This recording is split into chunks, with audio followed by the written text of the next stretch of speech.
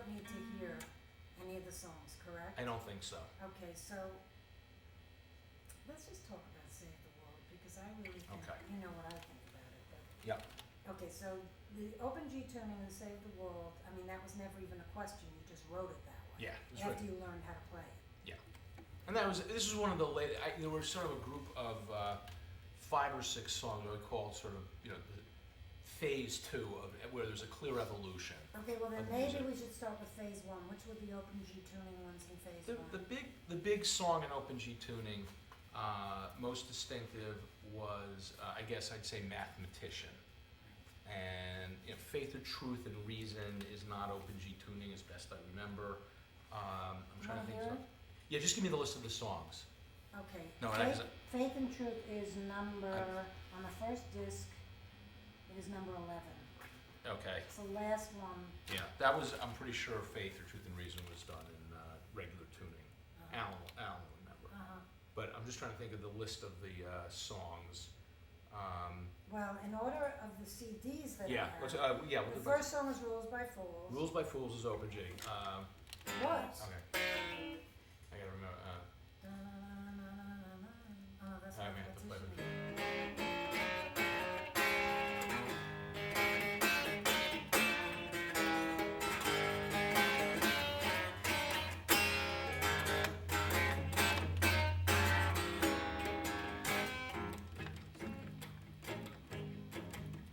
So that was kind of the Rules by Fools was this kind of little ditty, kind of a little bit of Cream influence in there.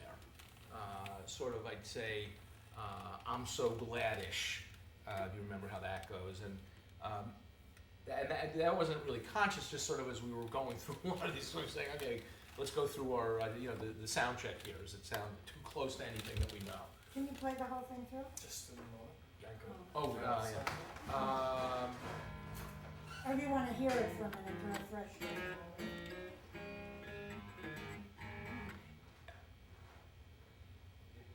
Yes.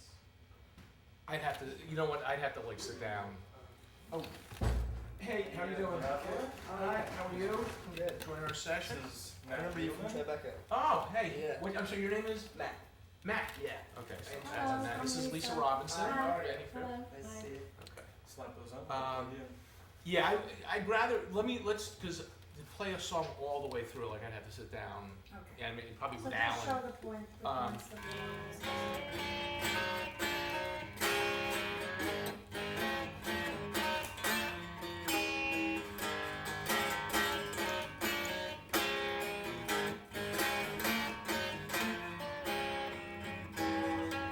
And that's kind of that little 7th chord. So that was sort of that Faith or Truth and, I'm sorry, You never say it the same way twice. I know. And now you got me completely. Is it called, I Faith have, or Truth and Reason. and reason, And Reason. not That was- truth in reason. Faith, so Faith or Truth Or and Reason. truth, Or Truth and faith Reason. and Faith? truth or reason. No, definitely Faith or Truth and Reason. You know which side I'm on. Yeah, no, I know that. So that was, so Rules by Fools. Oh, wait a minute, actually. I gotta think about it for a second. Wait a minute, that was faith, the truth, and Yeah, reason. no. It's Rules by Fools, but I gotta remember how to play,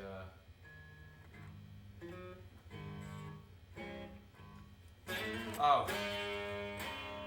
Oh, there we go. Okay, I got it.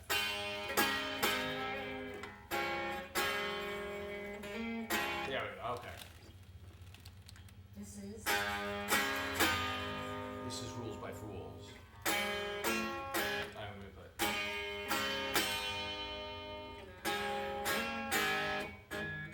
got it. There we go. Okay.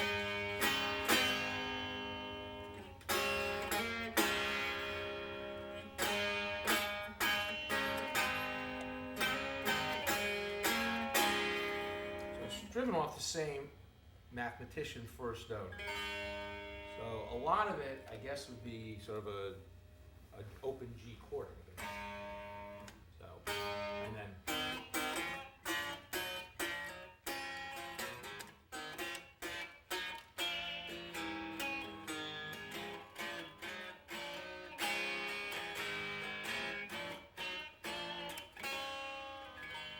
those would be the distinctive guitar parts from Rules by Fools. Was this phase one or phase two? Rules by Fools was right at the cusp of phase two musically. Ended up in when we laid out how the songs would work. That may actually be Alan. Just that's the front desk. Sorry about that. When you laid it out, you decided to have it be number one on the disc, right? Yeah, but it wasn't written. It wasn't written in the What was early the period. first song written for this? I think natural order of things. Really? Well, leave it aside Last Kiss in Venice, Is which this Alan? no. No. No. Well, can we turn the phone off? or Yeah. you need it? No, but then we won't hear him coming up. Okay. This is Elijah. He's too busy. Exactly. Okay, so wait, Okay. let me, what would you bring in, for example? Let's talk about Rules by Fools for a minute. What would you bring in to play, and then how it would develop from that? I would typically come in with one or two parts, rarely, so it would be.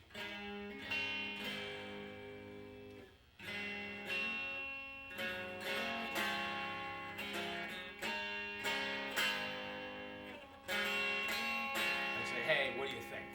And Al would say, yeah, that sounds good. And I might have a second part, and typically it would be a slightly different voicing, which was why it had a somewhat of a distinctive sound. This must be Alan. Okay, let me just see. That's sorry. You know what'll happen if we don't answer the phone. I know. Okay. How many of these tapes do you have? So so this is kind of jumping around with I call it a ditty, but I think when Rules by Fools, and Al may remember it differently, it was kind of that intro. And then it was.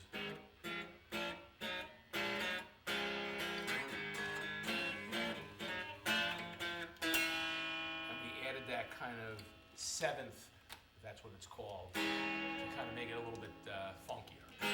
And so that would typically be a session. I'd come down, hey, let's lay down these tracks. And then typically we get an intro, would be one of the guitar, particularly on the open G tunings, we get that little guitar hook or the riff, the opening riff, verse and chorus, and typically the bridge came last. So we'd work on a verse and a chorus, and then that was probably, bridges, are usually kind of tricky because it's kind of knitting it together. And I think we had on some of them, probably the most challenging bridge was in Last Kiss in Venice, which was sort of, we completely changed time signatures and went to 9/8 timing. And I had no idea that's What's called. 9/8 I couldn't even tell you, except that's what they tell me, and I can play it. I can't really describe it. There's 9 beats in a measure, and an 8th note gets a beat. Technically, I know how to say it, but. Let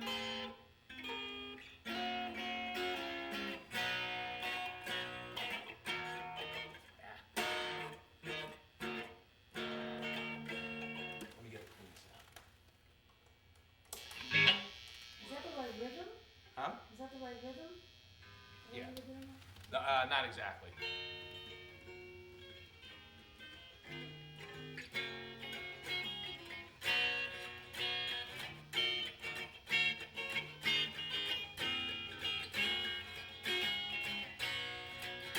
So that was the bridge for Last Kiss, and it had kind of a.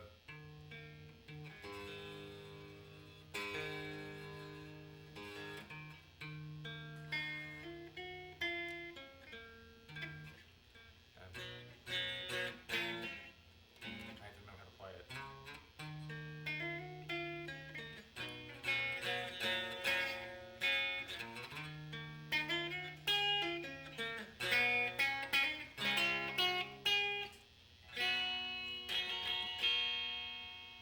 And so that's Last Kiss, and that's open G tuning, and you can see you're kind of pushing the limits of how far the fingers can go. Oh, wait, that's the melody line. Yeah. Now, is that how the other songs were done too? With you playing out the melody line like that, or A did lot you of them. That one sometimes sing it within the chord structure? it depended on the song. This one, the guitar actually played the melody, so that was pre-existing. In some of the cases, a lot of the songs, the melody was embedded in the music. Some cases we came up with we had to come up with the melody. I'm just trying to think of some of the other Open G, so 95 bottles. Was Open G? Yeah, think it is. I gotta ask him. Was that phase one or phase two? 95 bottles was phase one. Because that's a very bluesy, vampy Yeah. song. Yeah, and that one I'd have to listen to and would probably have to take an hour. Yeah, I don't know if that one I had to sit down. If I had to reconstruct any particular song, it would probably take me half an hour to an hour. It would take Alan about 3 minutes, and when we sit down and go through it, it's kind of the parts kind of come back to us. So it's kind of fun remembering the parts that from 8-10 years ago. But I don't have a great memory for music, so. But you didn't tape it at the time, so you have tapes of it? We have tapes of a lot of this stuff. For example, on Father, I'm Sorry, I actually was playing through one of the old tapes, and it was a completely different, the melody was different. Hold on a second, can you turn this off just 1 second? And we had to, and as I'm listening through, that's why, the parts are coming back. We found some of the stuff I haven't heard in ages. This one, Starry Messenger. So we're finding stuff, we probably have, I don't know, somewhere in my collection, 20, 30 tapes of the sessions. So, and it's very much back and forth. Almost all of the writing was done down in Alan's apartment on 17th Street. I would go down there 2-3 times a week. Sometimes when things heated up, I was actually going during the day. Usually I had sort of the 10 to 12 slot once or twice a week. That's when we kind of... In the morning or at night? No, at night. And at some point we'll get into Alan's apartment, we'll tape it, and you can sort of see the recording studio. But you came with plenty of material.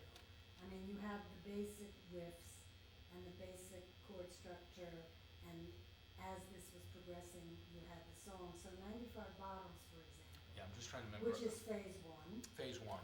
Which is a bluesy, vampy song. What did you bring in for this? Do you remember first? I'm gonna have to listen.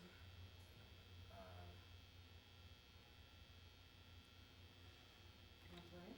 Yeah, let me just listen to it for a second. That's more. On the first CD is the second song. Yeah, first scene. Yeah. 95 bottles of beer on the wall. Broken. That's gonna take me a little while, Okay, because it's so got we'll that do that. guitar riff. So- 95 bottles, I'd have to sit down and figure out. Boys in the Bar. Boys in the Bar, phase two, one of the last songs. Stonesy, intro is sounding, no? Yeah, I gotta. Who first sang it before you taped it? I kind of came up with the basic, melody to it, and it had that sort of vamp on the way in, which, was sort of telling part of the story. And I remember the sort of the key part of that was the rock, rock, rock, rock, rock, and Roll Me Tonight.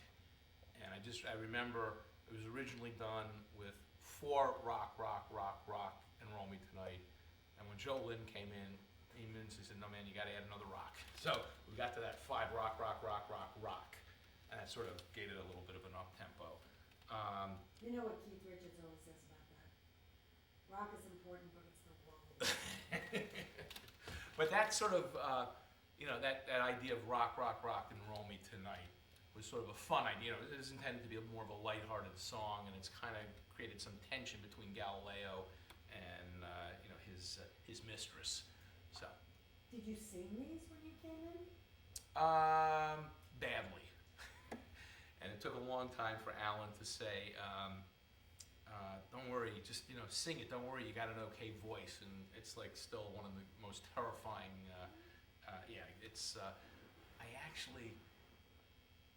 I was listening to Isabella Rose last